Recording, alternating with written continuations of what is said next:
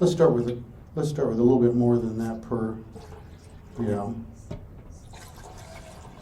Good. But you want me to get more? Yeah, I'll need some. Yeah, I'll need to change it out. I'm a dirty painter. No, you got to keep your brush clean. So one of them is for clean water, and one's to hopefully to rinse and keep your brushes clean. So when you're mixing the paints, and they're going to get dirty. Your paint wells get dirty, and you just let it go. They can be cleaned out. So I better moisten these too while I'm thinking about it. How many watercolor artists are here or would like to try it? A few, okay. It kind of helps to know who you're sharing information with, the stuff that I take for granted. So if you have any questions throughout, or why do you do this? I'm a studio painter by choice, where I can work at home and I can walk away from a piece and let it dry and come back and think. I think watercolors, the most difficult thing about it is they're hard to go back and change things. You got to paint and save your white paper, because that at the point of interest is always a benefit. I don't use opaque paint. I'm not opposed to it. I just never done it. I try and save and do it as close to transparent as I can. Do you always start with a clean palette? Yes. Although I brought some of my tints, I was practicing this piece the other day, and I think it's laying over there, and I may go get it. But this is the one I'm working on today.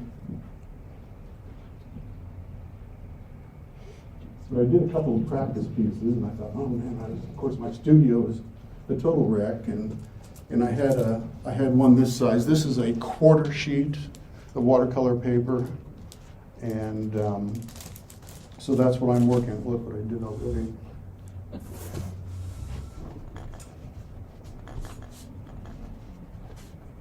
So be clean. Anyway, I was telling you about studio, and I have lights. I have plenty of lights in there, so I'll do my best on this.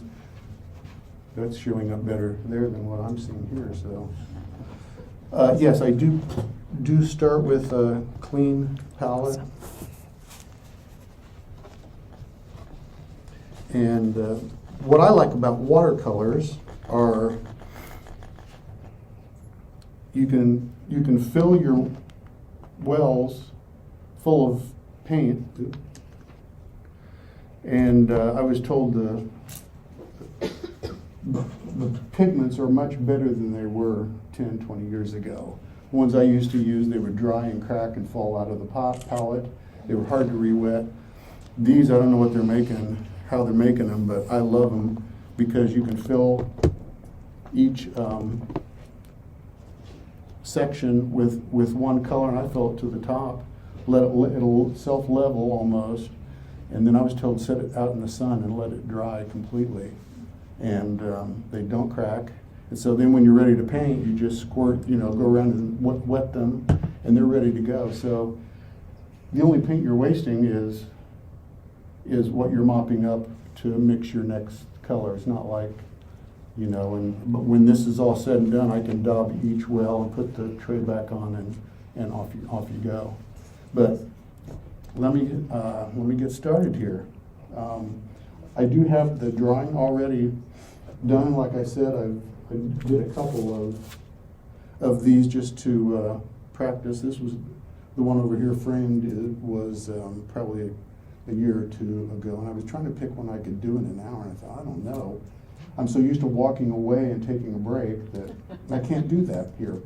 So, yeah, you're welcome to come up and look at that. I've got this set up to do my stages. So I take photographs periodically. And I'll do a short slideshow sometimes, And I'll take periodic, like 5 or 6, one of each stage. The first set of values are washes, and then a little bit darker. Now it's actually pretty much done.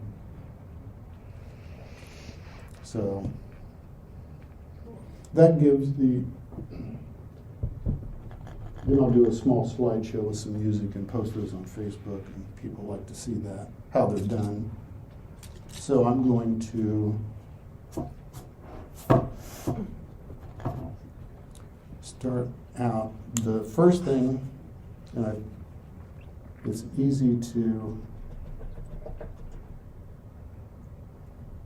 forget, but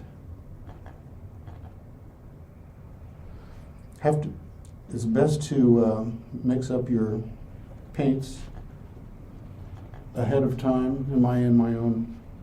You're not watching me? Can you not see that? Can I move this over?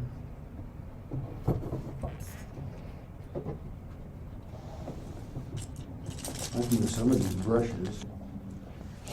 So I'm going to start up here on the sky, and it's going to be fairly light, and I don't know that I know one other thing I wanted to tell you. If you have mistakes, like I do quite often, don't throw this away. How that used to go together. Don't throw it away. Cut it up into sections. I'm going to cut this even smaller, I think.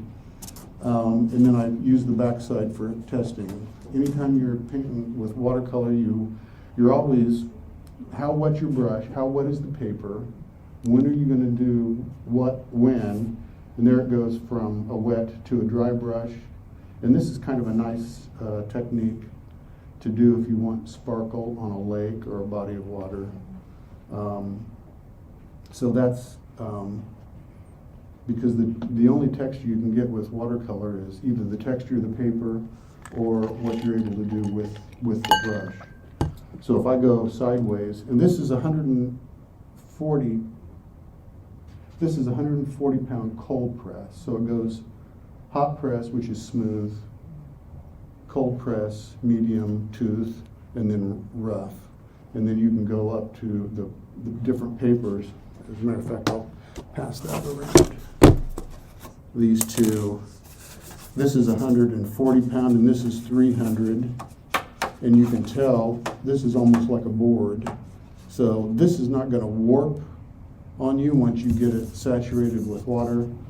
This one can, but if I'm quick enough, I can get the paint down before it warps. It's hard to get an even wash when you got a buckle going, so that'll show you what the paper's like. But the rough I like it as well, because you can really get loose with it and you get a lot of texture with a side, a side stroke.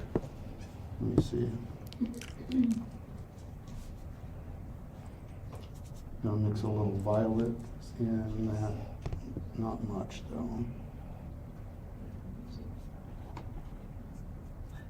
Larry, do you stretch your paper beforehand?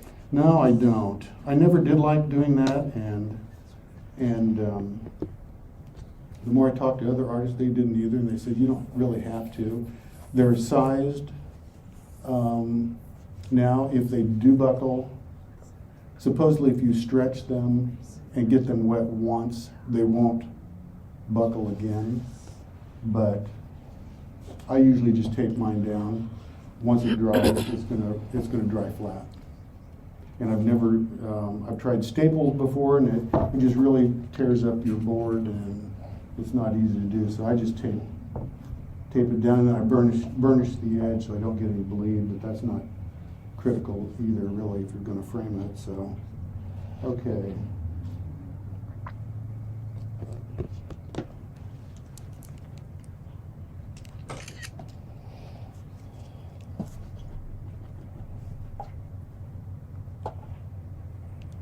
Should have used this one for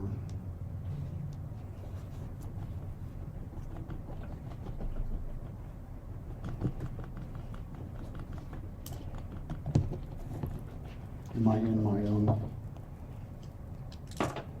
light again.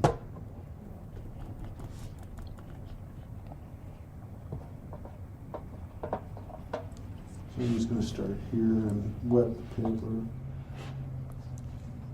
If you plan on, I don't even like, I've seen artists wet the paper once, watch for it to start to dry, and then they'll wet it again just to make sure it's totally saturated. I don't think you have to do that. I'll try and stay out of the camera, but we'll come down. So I'm not going to wet the whole thing. I prefer doing it in sections because I'm not that quick. I don't think that quick.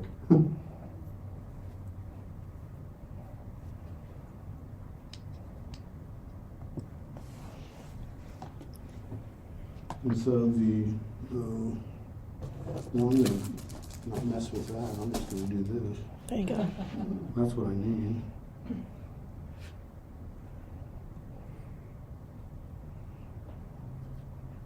So I'm just going to loosely, the sky is not really that important. I'm just going to go in and loosely put some interesting shapes in here.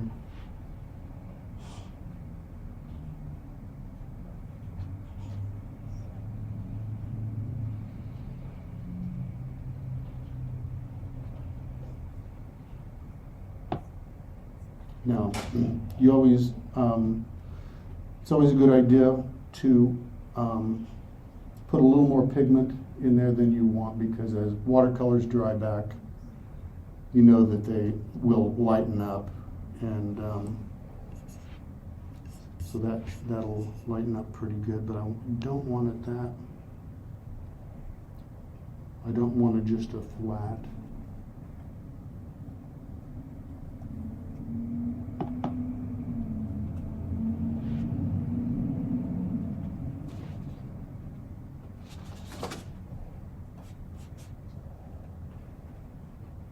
So before it dries, I don't want too much, I don't want to add any more water, but I'll just put a couple of darker. And what color blue? I'm using, I tell you what, I've used several different, to fill these up, it'll get low, and if I don't have the right one, I'll add another blue to it, but this is a primary blue, or it's not cobalt. But I used to use my Mary blue pigments. They were hard to get, and I switched over to Holbein. They're a good quality paint too.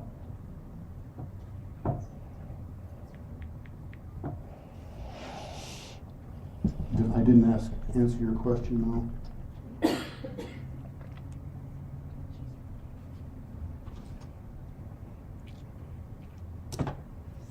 And going to keep I don't know if you can see me, keep the edge clear, because if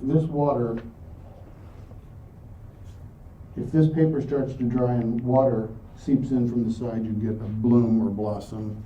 Sometimes you can make them work to your advantage. I'm liking this effect right here, to where you get your wet on wet. And that really, truly tells me it's a watercolor painting. I've seen a lot of people, fantastic artwork that's almost photoreal, but you're not sure what medium they're using.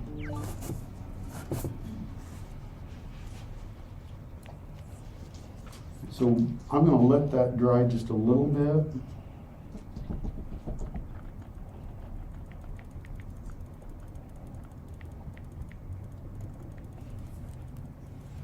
Because the next thing I'm going to do is come down on this first ridge here, and it's going to be probably a similar color, but I'm going to try and gray it down a little bit so that it's different from the sky color. But I want a little bit more of a hard edge on it, so as the shine goes off, you look at it from an angle, and you can tell the water starts to dry and the shine goes away from the paper, but it's still saturated. It's still full of water, but it will bleed less. So I'll load my brush up a little differently. I mean, the colors I was using was a primary blue, permanent violet, and a Payne's gray, just to take it down a notch to go, so it's not such an intense, primary color. And Larry, I'm just asking these questions that are coming in on the chat. So Okay. Someone's asking about the tissue roll that you have. Is that just to dry off your brush? Yeah, there's many different ways. You can just have a wad of paper towel there, or some people use a wet sponge to dab your brush into and take some of the water out of it, and to clean your brush. This is just a roll of toilet paper, and I wrap a paper towel around it with a rubber band, and I change the paper towel off. So it basically will soak up water, pigment, or anything if I'm trying to dry out my brush or clean out my brush. So if I go to the water here and I get something I like, and I think this is too wet and there's too much water, I don't want to go onto a wet paper with too much water, or it's just going to be a disaster. So I'll take it and touch the heel to, now this is critical enough that it makes me nervous.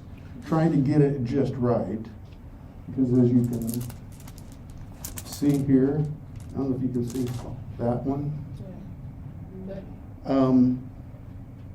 I just about didn't make it. It was starting to bleed too much, that violet going up in there. So. Use a hair dryer to speed things along when you're waiting? Yes, I do. And that's hanging right here by my side, but right now it's over there. And if I need to dry this completely, which I will here shortly, I will take it over there and dry it and give you guys a break. Hang on, folks, here it goes. It's a little bit darker, but I'm hoping I can get, and I'm going to try and, if I get a little dry brush, that's fine. You can't see it, can you? I've got to do this anyway.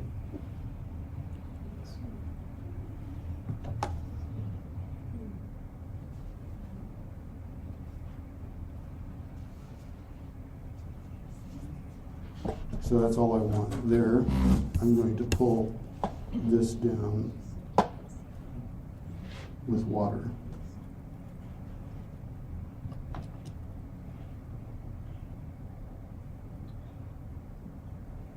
I may have to go up into that a little bit more, but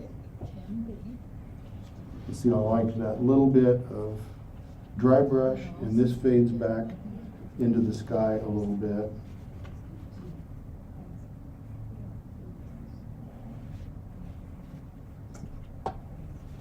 Don't get my sketches wet. Yeah.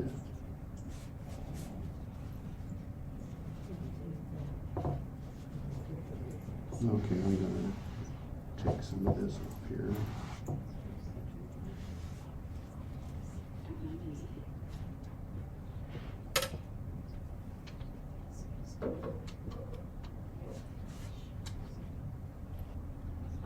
Okay, I'm going to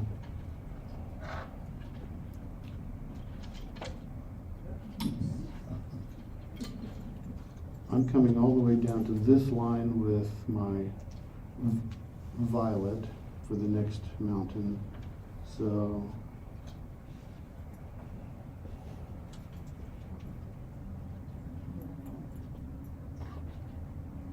I'm going to see if I can work it in here without.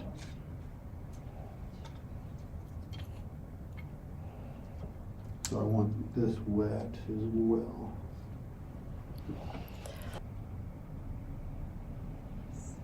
And I'm painting around this edge of the barn.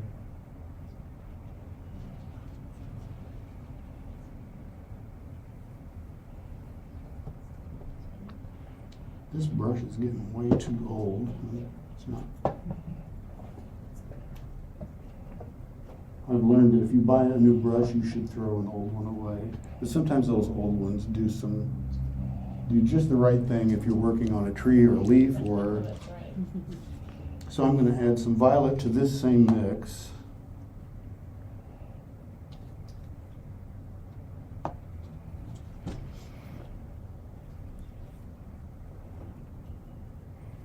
Okay, and what's opposite of violet on the palette? Ochre, yellow.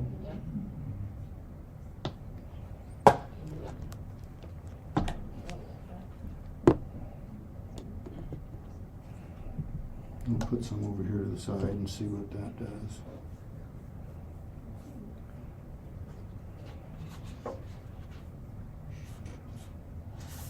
Rather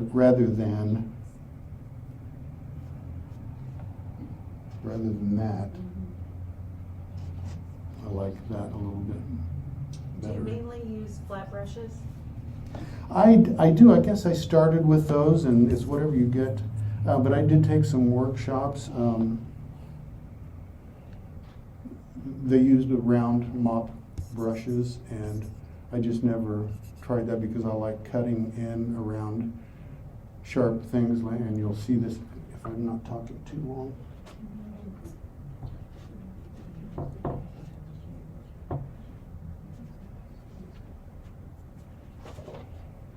Let me see if I can get.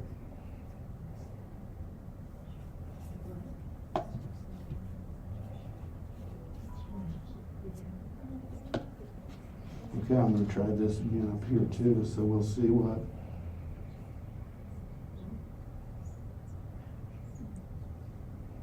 I told Tanya she better pray for me, so I think this is going to work out just fine. It's working. I think it's working. I think you have a lot to do with it, though.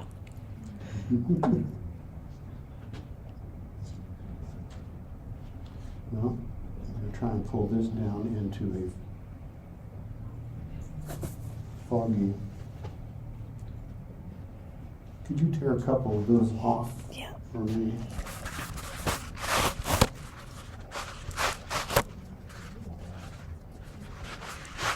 Thank you.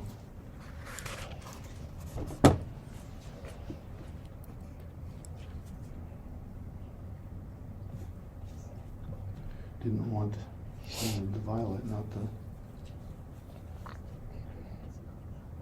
Let me see what a little bit of this brown will do. Knock it down a little bit.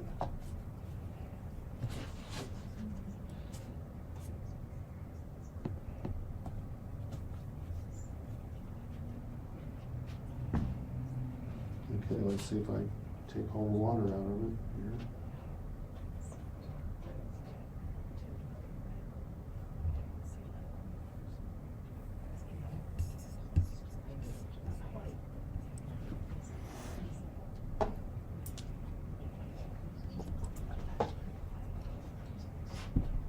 Okay. I'm going to stop and dry this because I can see some background here coming up pretty quick, so I need to hold it up. And if you're painting, and depending if you're doing abstract, man, you can turn your paper just about any direction and let it run different directions and keep, putting paint in there like that. But if you want to control it, that's getting a fairly decent hard edge, but it kind of looks like a tree line at the top, and that's kind of what I was going for. So I'm going to let this dry. I'm going to take this back. That's what I want. This cheap tissue is not working.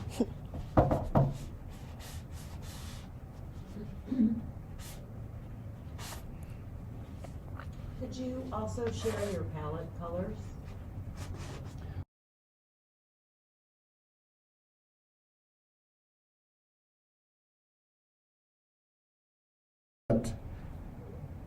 And I'm a fan of Sterling Edwards Oh.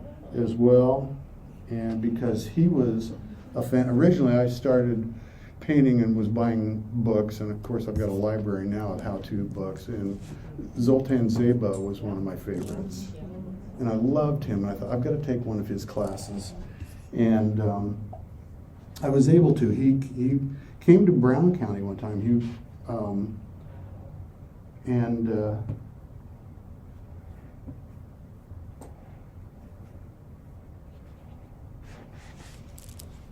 I'm going to leave that alone, like I said I was going to. So I took a workshop with him down in Brown County and just fell in love with his style. It was so free, and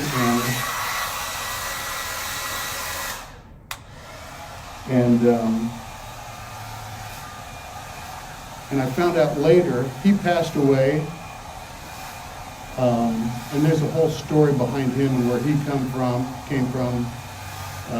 Hungary and Germany was invading, and he made it out alive and went to Canada, and eventually came down into the United States. And Sterling Edwards took more classes from him than I was able to. And I saw Sterling's work, and I thought, I got to talk to him. So I looked him up, and my friend Luke Buck, who I took classes from forever, knew Sterling and his wife. And so just kind of a serendipity type thing where I got to meet different people at different times, or at the right time, I think. And I loved that style, and it was free. And Sterling would always talk about, he used to be a police officer, and he said he didn't have time to paint. And he said, I was what do you call him, a photorealist. And he says, I'd work 3 or 4 months on one piece, and when I got done with it, I don't like this hobby, you know? So he didn't want to paint anymore. So he took lessons from Zoltan, and he came up with his own book, Sterling did, and it's all about keep it simple, 3 or 4 different washes, save your whites, and then put in your lightest washes, and then your middle to medium values, and then at the very end, you go in and put your darks in, and it just pulls it together. It's kind of like putting a mat and a frame on a painting. It makes it that much better when it just kind of finishes it off.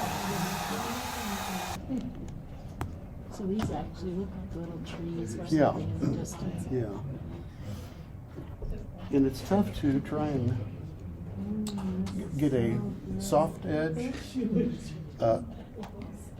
You really do want to get a mixture, a variation of soft and hard edge. And if you can get the dry brush and some wet in there, and it just kind of, that pulls your eye to the center of as well as this one. And then the focal point is going to be, focal point's going to be down here. And then when I get the base in at the bottom, then look what happens when you get darks, the dark brush line in there and a little bit of detail.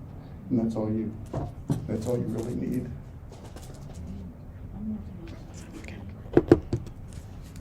How did I do that?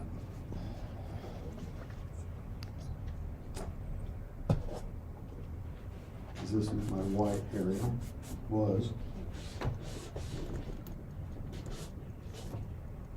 This is going to be dark. This is going to be dark anyway.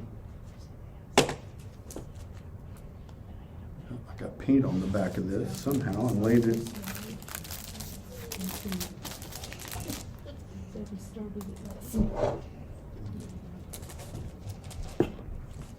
Okay, let's see if I can continue here.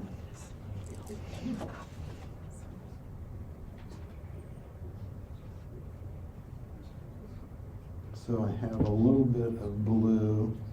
I'm going with a different brush here.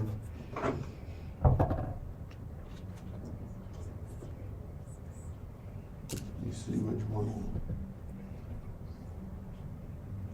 And that's where I had my other little palettes here. See, I was doing this piece earlier, and so I was working on some yellows, and I said, I'm not throwing that away. And these are nice little trays when you run out of space on your palette. You don't want to clean it off because I'm going to continue using that mess. And although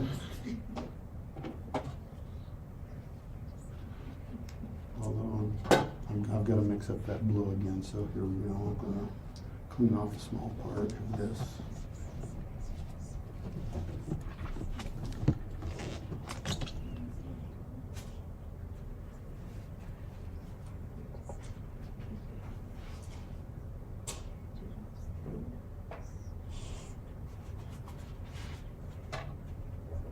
I'm going to get in trouble here, spill.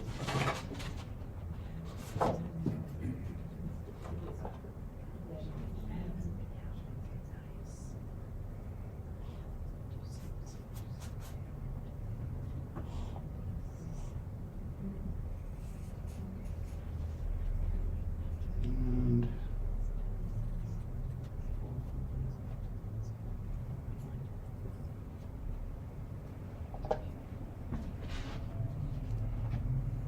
So do you still live in Muncie, or are you back in Indy? no, I still live in Muncie, and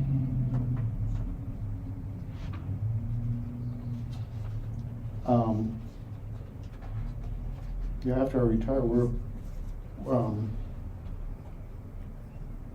I've got a brother that I worked with at Paws at the Garfield studio, and he's still there, and we're thinking about moving, but haven't yet. Nice. So not sure when or where.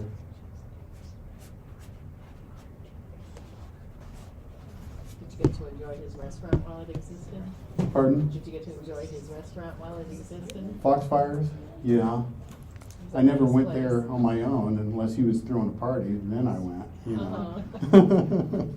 He was paying for it. Nice place. But yeah, I was there from November of, let me see, the strip was syndicated in 78. Wow. So 83 I moved to Muncie, and then retired 2017 on February, so. Nice. That's great. Might as well, I've got this large area down here, I might as well.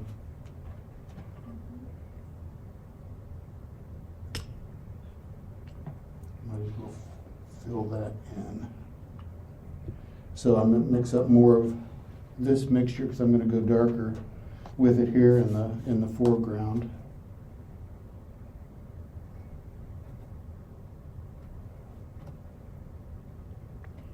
So really, I've used three colors pretty much the whole. I went from the light blue, added to it for the next ridge, and then added a violet to it. And the foreground is going to be similar, and it's basically just a shadow area. And this keeps the fewer colors you use, I believe, keeps the piece a little bit more harmonious and not. I mean, it'd be easy to get too many different colors in there, and then the eye doesn't know where to go. So, let's see what have I got here. This is my dark. There we go.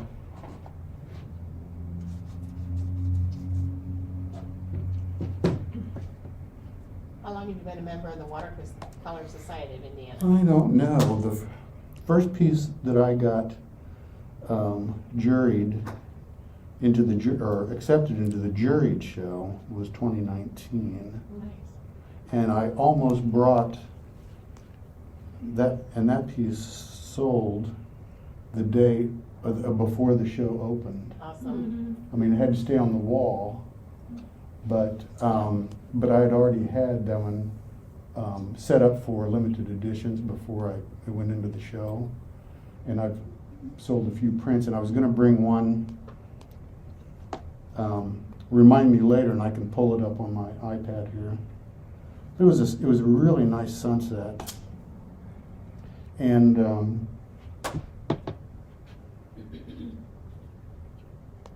see here.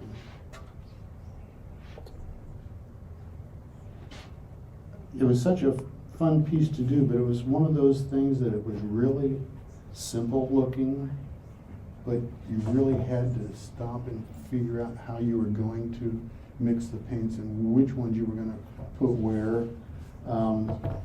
And then you're constantly testing to see. I'll even do it, even take one of these and just do a gradation of a blue down into an orange, and how do you do that? Sterling told me this. He said you put something that blends with the blue and that blends with the orange or the yellow, and that would be a neutral red, a cool red. And you put that in the center. Of course, this is all, it's not thick paint, it's loose.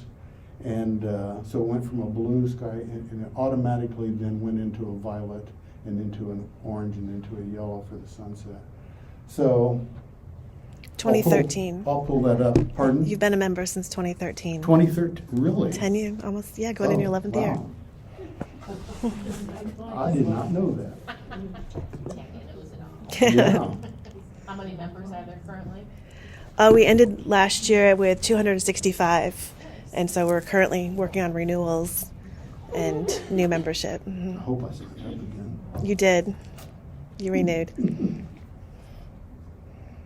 Okay, here we go. I'm going to, I can't see the water.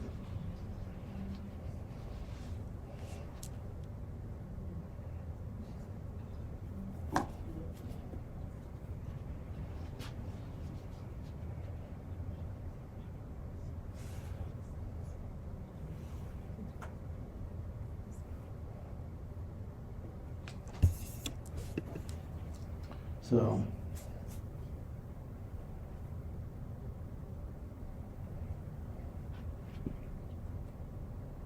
I'm going to hit a little bit of the orange here and see what that does.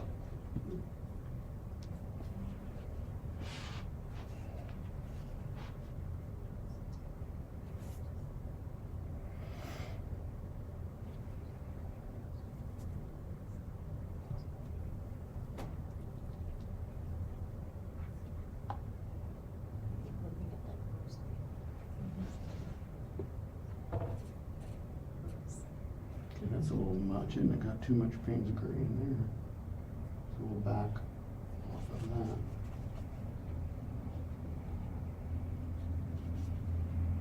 I want the violet more.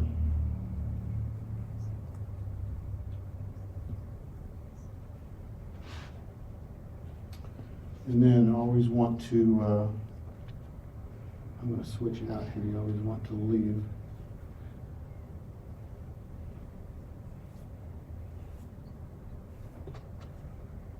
an area for your signature. If you get it too dark, then you're going to have to go in with an opaque. So I will dry this as well.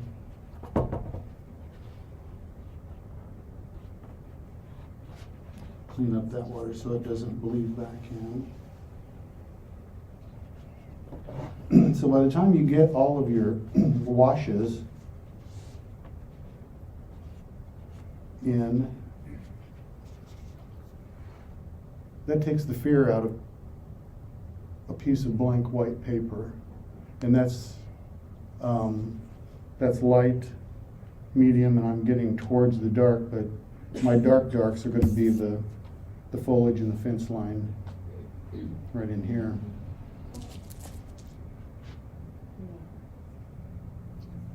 That plastic doesn't help, does it? Does it? Is it? Yeah.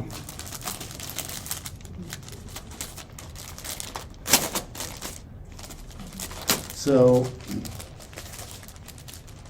it almost looks like it's done when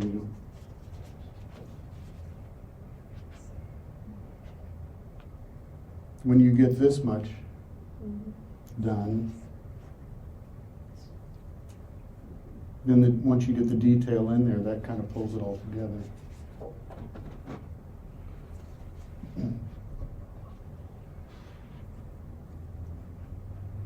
And I do have a little bit of brown in here, which I did want to do.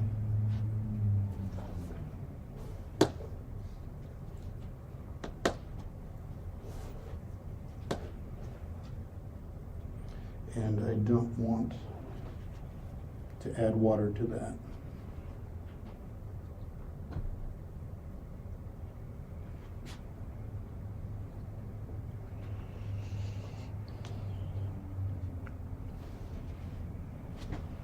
I'll come in from the other angle a little bit.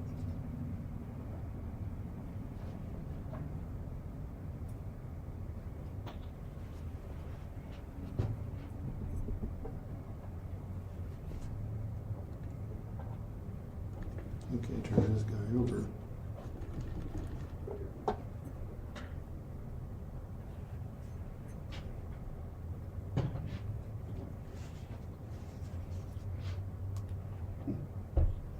So I really am trying to look at the next place that's dry to see if I can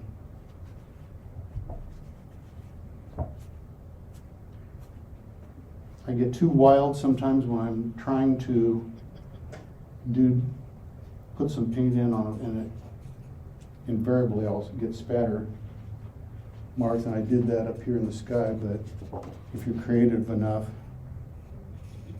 you can put a bird in there and cover it up.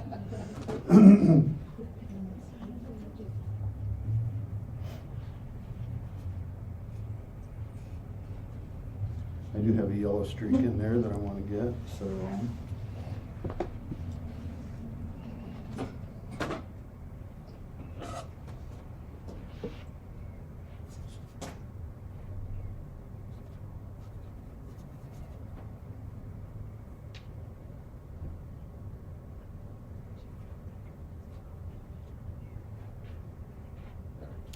Okay, what was it?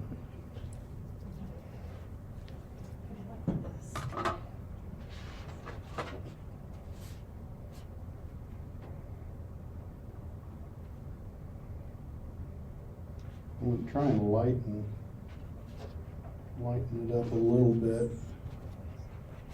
so that I'm not getting too heavy with that. It's just, this is supposed to be a white area as well as the fog here and the top of the barns. So the yellow I'm trying to mix up here should be a fairly light, and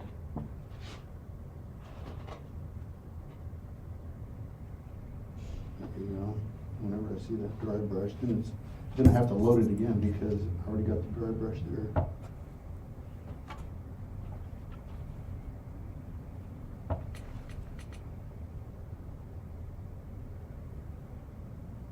That didn't do it at all.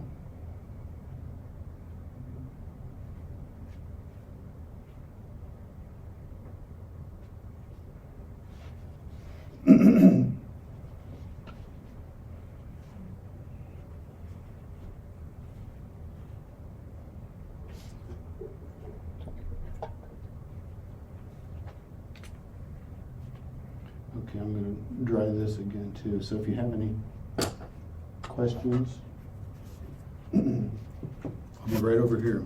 One of the hardest lessons I had to learn was with watercolor was not how you prepare your palette, get all your some of your paints mixed up ahead of time, and then you have your test paper on the side. But you get in and get out with the largest brush, paint with the largest brush possible for as long as you can. Because I used to get into the small brush and start noodling and doing things. Oh man, I didn't get the background in there. You can't go over it once you've got your detail in. And it's better to have too much white than not enough. You can always, at the end of the piece, you can always do a quick glaze to knock some of that white down if that's not your focal point or your point of interest. Okay, it's chair time.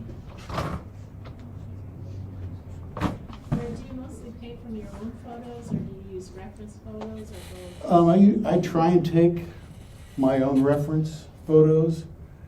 I've had friends that said you can use this, and I will do that if I get their permission, but I used to paint from, when you're learning, that's why you get how-to books. You paint from them.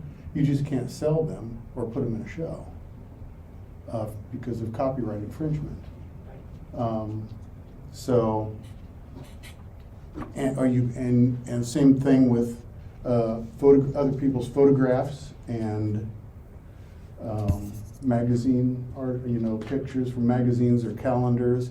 You can take bits and pieces from them, but I tend to see something I like and try and paint that thing that I see. And it also helps to, have a sketchbook. And I do small pencil sketches.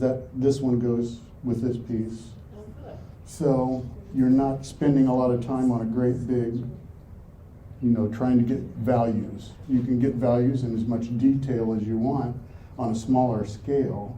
And then that tells you, oh, and I was going to bring a piece that showed, if you ever take pictures of your paintings, if you have an iPhone, I have an iPhone, then I take it into edit and take it into, I forget what mode, you can go to mono Yeah. and silver tone and different. Mono's the one because it shows you what this looks like in black and white and all the shading. And if your values are correct, your painting is right on. And that's how you've heard people say, squint at your artwork. And it not only simplifies, but it kind of grays everything down so you can see where your values are.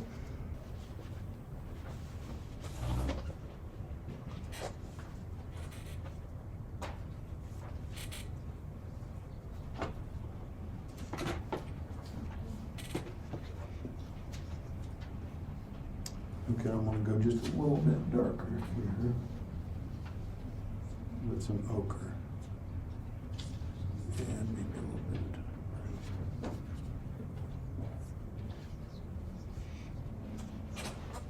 I said I didn't want to do this one. Let's see what it does.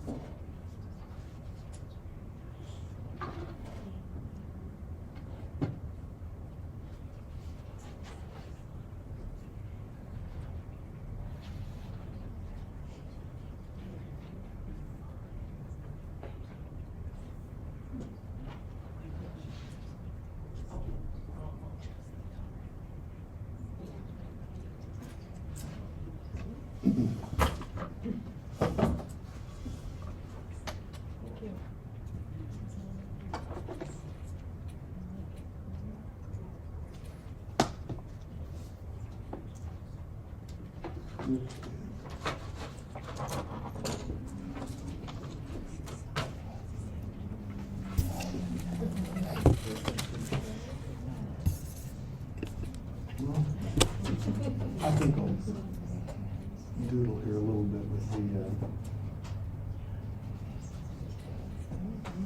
get this red barn in here.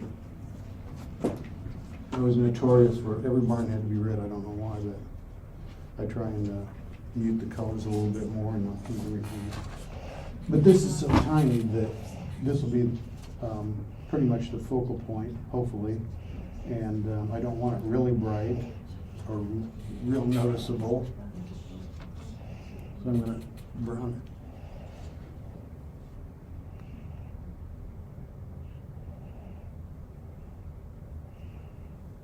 There we go.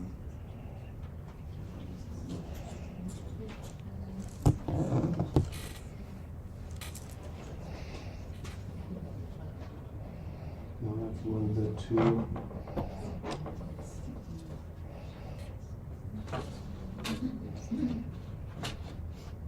Okay, I had some smaller brushes somewhere. This is it.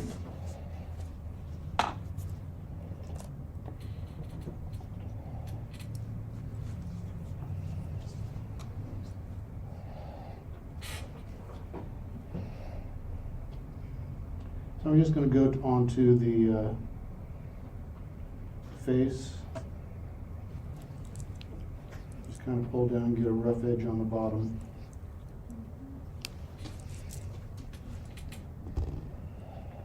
And maybe a little bit more color on this one.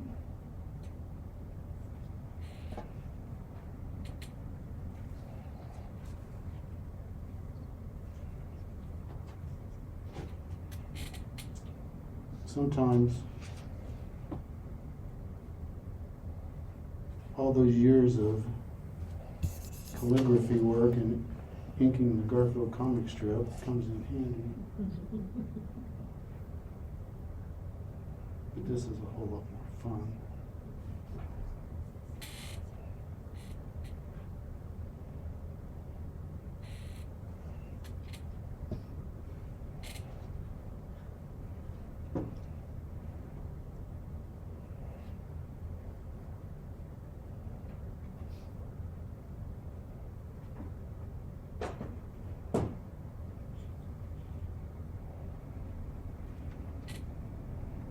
And then the sides are going to be a little bit less.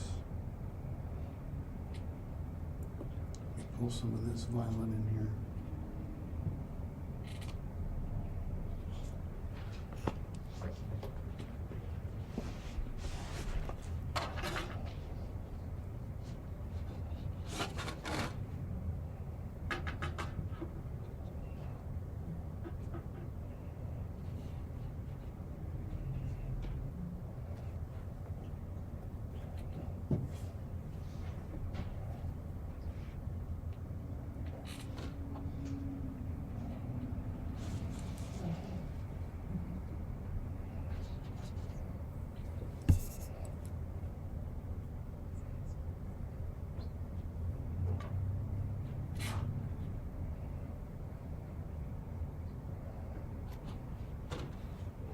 See what I'm doing if I'm holding that paper.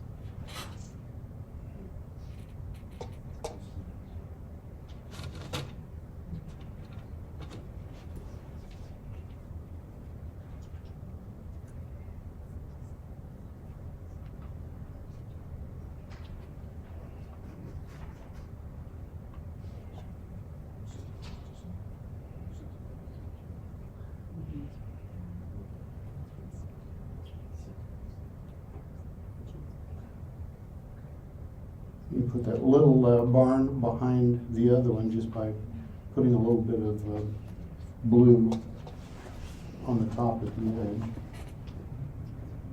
And a little bit of a crease in this roof there. The rest of that's going to stay white.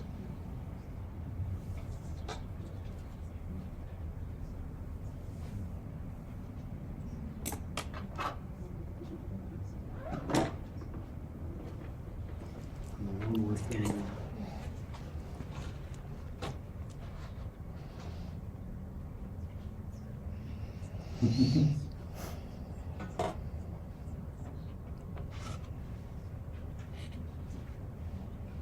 Okay, so now I'm going to need to mix a dark green here.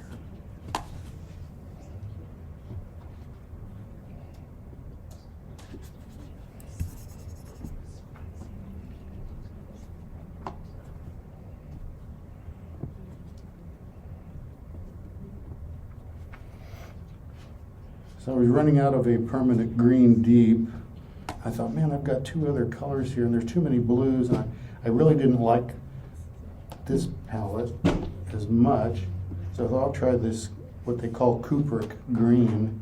And it's really a bold blue green, almost a, what do I want to say, something you see in a crashing wave or, clear water. And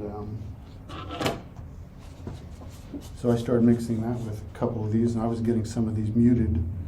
So is this the palette you use at home, or do you say you switch I do. some I other use. ones at I home? do use this one at home, but I was trying to switch over, Uh-huh, and I was not getting rid of these quick enough.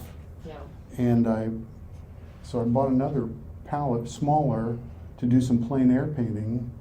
And I just like these big wells. I mean, you can get a huge brush yeah, in these wells. I could get a 2-inch brush in that well. yeah. That's Um, so I got 2 different brands that I use now. Add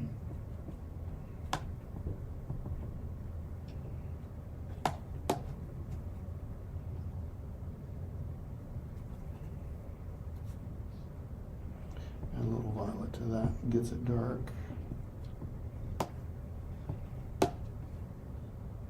Oop, messing up mine.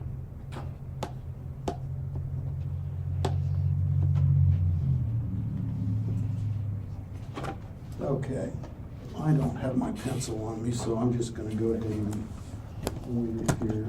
Once your painting is dry, and if you paint over it, it's better, I guess, to have it too light. Because I want to answer another question you had.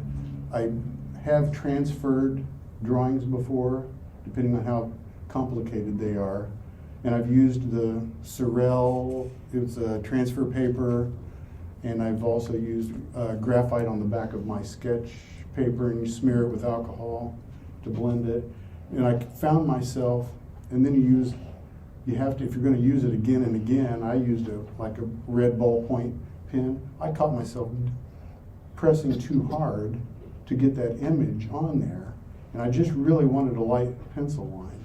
And so you get into the problem of, you've got an indentation now in your paper, and it makes it harder. The harder you push, the harder it is to erase. And so I'm happy with this. So let me get that's too big of a brush.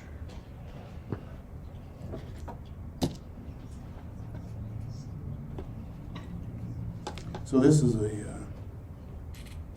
didn't finish what I was doing.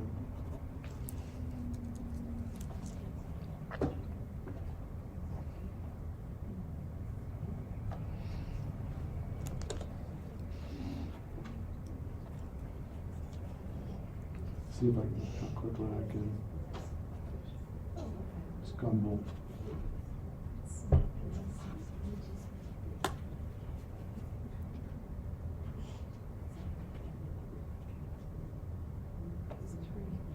This is where, if I'm not careful, I'm going to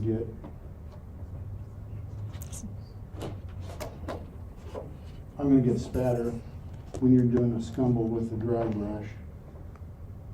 Your bristles will skip around. And you're trying to get something fairly loose that gives you the effect of leaves without painting leaves.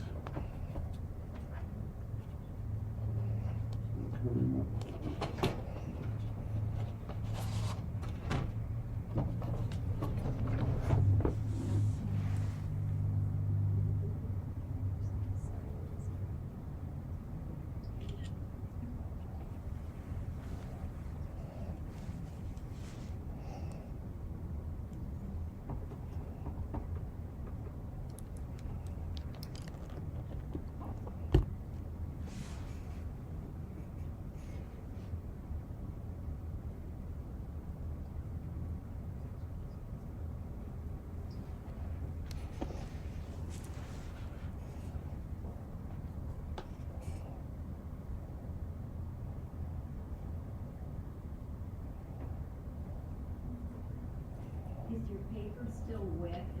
No, it's completely dry. Otherwise, I couldn't get these hard edges and the dry brush effect here at the bottom. Now here I got to be careful because I'm going around these barns and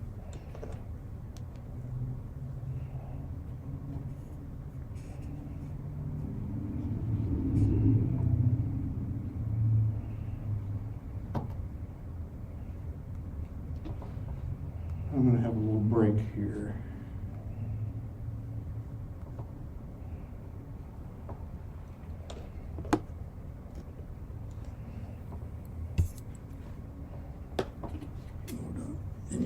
run out of paint because you don't want to have to mix.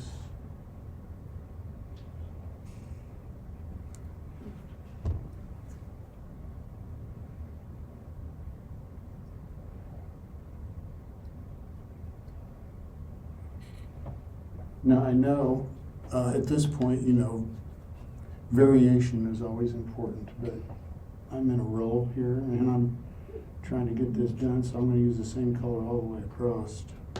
So if I was thinking quicker, I would be adding some siennas and stuff to break up this green.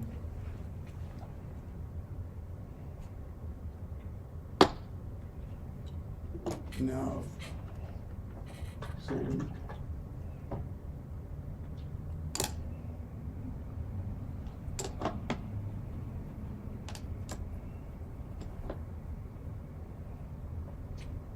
Keep my hand out of it here, but I'll throw a few.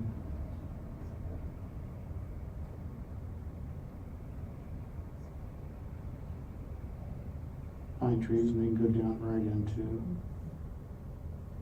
And that could be my variation. And I would just kind of bleed this down like it's in the fog.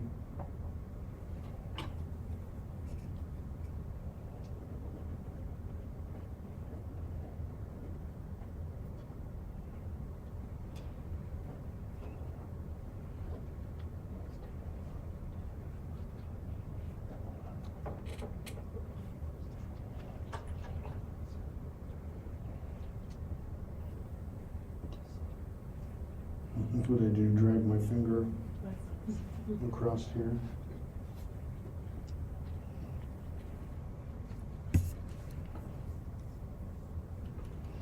Okay, it's part of the painting now.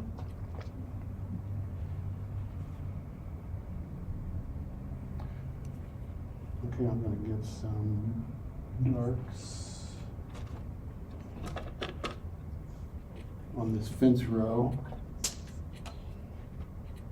I'll use the dirty water.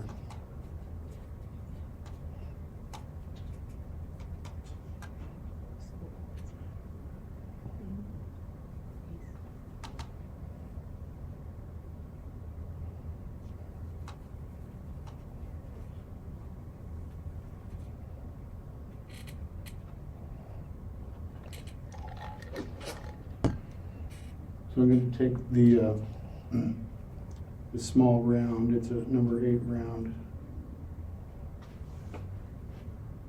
and I'm going to do a sideways, kind of a jagged brush stroke across the bottom of this fence row, maybe.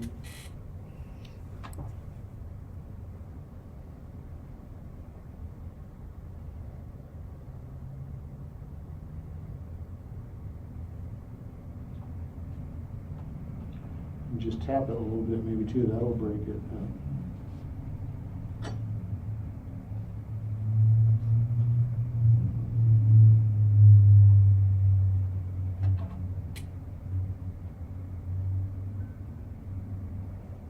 We'll leave this a little bit open here because I'll throw some tire tracks in there like somebody's been back there before.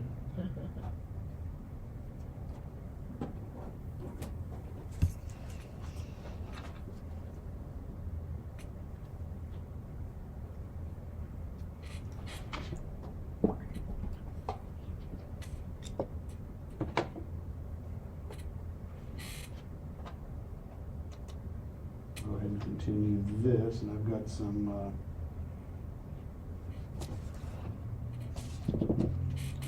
fence posts here that I'll put different spacings. Get your hand out of it. Different angles. Just some little bit of calligraphy there.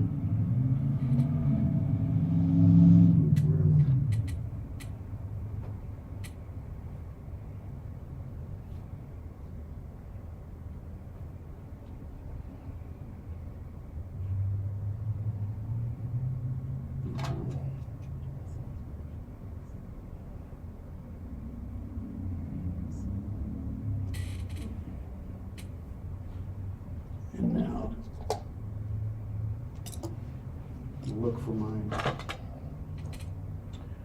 rigger. I never knew about these for the longest time. I was afraid to use them. But if you're doing any type of light calligraphy, they're really nice. And I'm going to add a little bit of, darken that a little bit with blue and Payne's gray.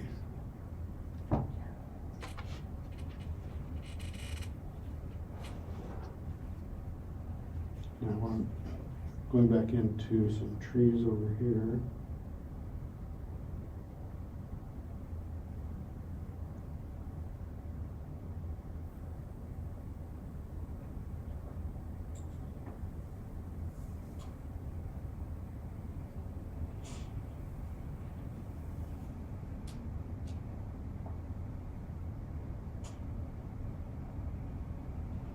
And that tree goes right up through that little light area.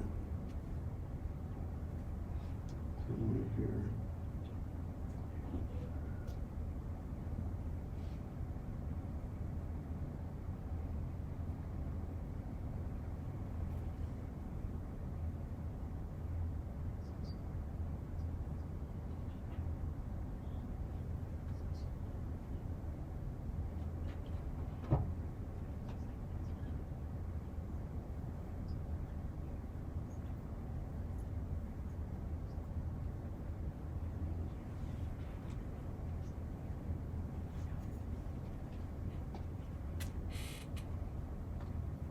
Forgot to get, let me see if I can do it with this one. The little doorway on the barn. Just a little flip.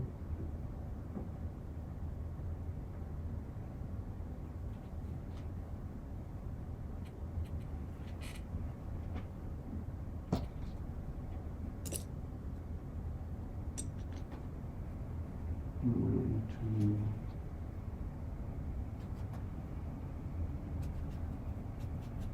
come over here and get something for the shadow under the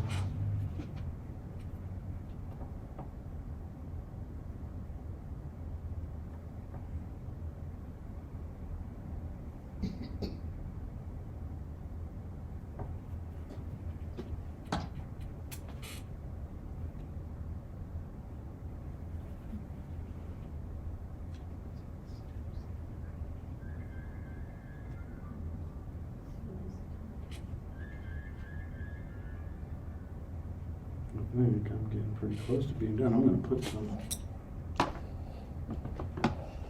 bigger brush. A little bit out here. Nope.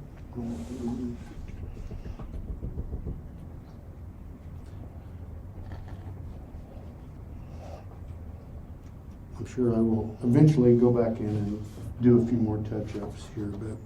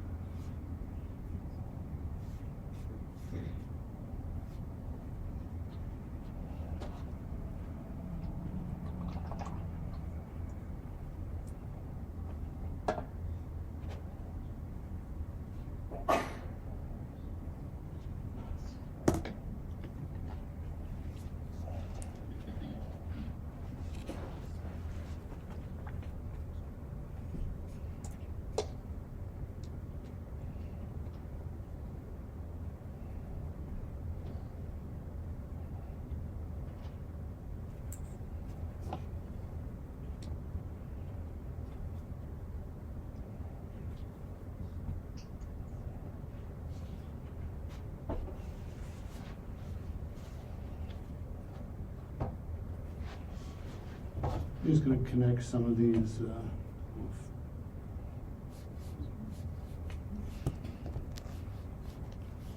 fences. Not too much detail, but see, kind of fine. You almost get a razor razor point with the rigger brush.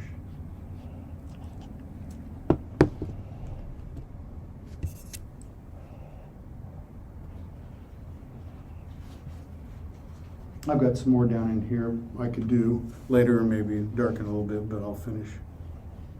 I'll say we're done here. Good job. Okay.